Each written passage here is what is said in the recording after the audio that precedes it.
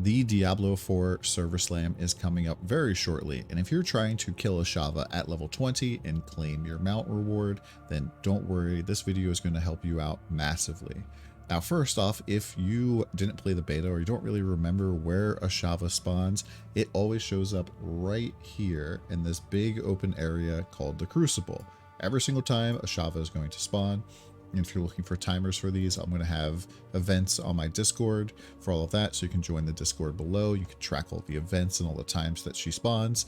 But right here, right in the middle in this big wide open area, and you'll see a giant like poison ring in the ground that shows up, I believe, 10 minutes before she spawns, and you'll probably see a whole bunch of other players. But don't go here until you're level 20. You do have to be level 20 when you killed the world boss to get credit for the event, for the like extra cosmetics. So you want to be level 20 before you get here. There's basically nothing for you to kill, nothing for you to farm. So yeah, don't show up before you're level 20. My next piece of advice is once you're going through and playing the story, you're going to start down here in Nevesk, you're going to end up in Kiolvashad before you can do any dungeons, and then you can continue to follow the main story quest. I think the main story quest is pretty good if you complete it all the way out. In the betas, we were getting a guaranteed legendary power that is very powerful. It basically, if you are not healthy, so if you're like 79% HP or lower, a like invincibility bubble pops up around you for a short period of time. I think it's like 2 to 8 seconds. I believe it has like a minute-long cooldown. That is very, very powerful and very good to get. I know some sites like Lothric right now are saying that that shows up in the Caldera Gate, but it's also saying that this shows up in Caldera Gate as well. So I don't think this is actually going to be available on the Codex for us in the server slam. So you want to try to get that from the main story quest. And then you also want to kind of backtrack here down to the Lost Archives and go and get the aspect of the Protector. This gives you a lot of survivability. Basically, whenever you hit an elite enemy, the world boss does count as an elite. You get a shield for 10 seconds, and this can only happen once every 30 seconds. So this has like a 33% uptime repeating, obviously. And this is very strong. This will help you take less damage, stay just tanky and survivable and everything. And since we're going to have way reduced drop chances of legendaries in the server slam, you're probably going to pick up the best legendary powers, and this is probably one of the best legendary powers in the game for all classes, and then you can just slap it on your gear and not have to worry about it.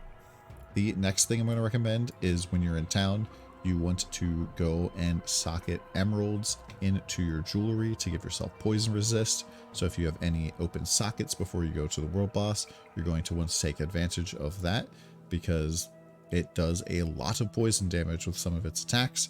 If you happen to get hit by that, you will just see your health go woo all the way down, and that poison resist will help a lot.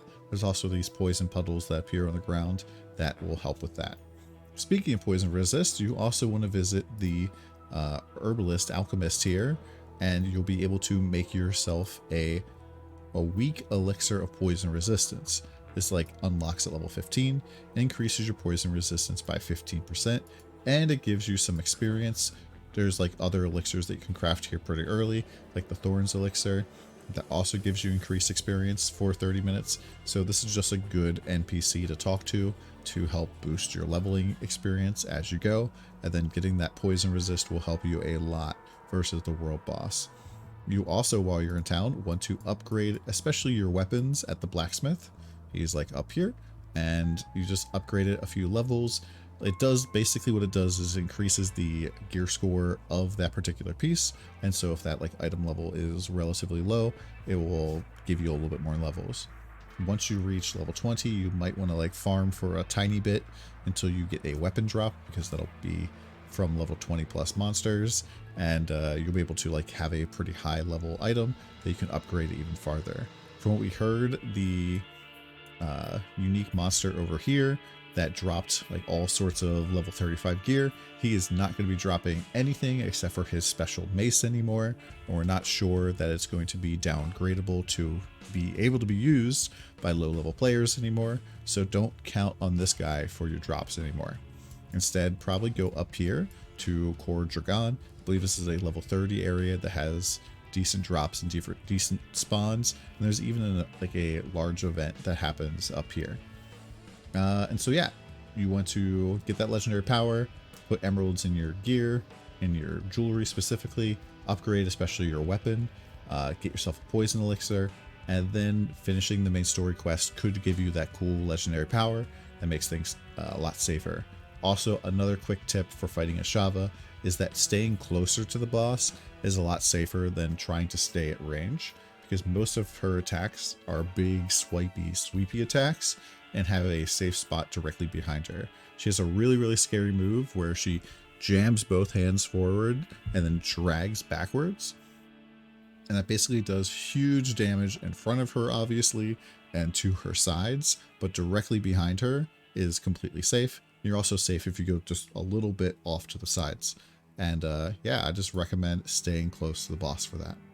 Let me know if these tips helped you kill Ashava, and we'll see you in Sanctuary. Oh, and come by the stream. I'm live right now.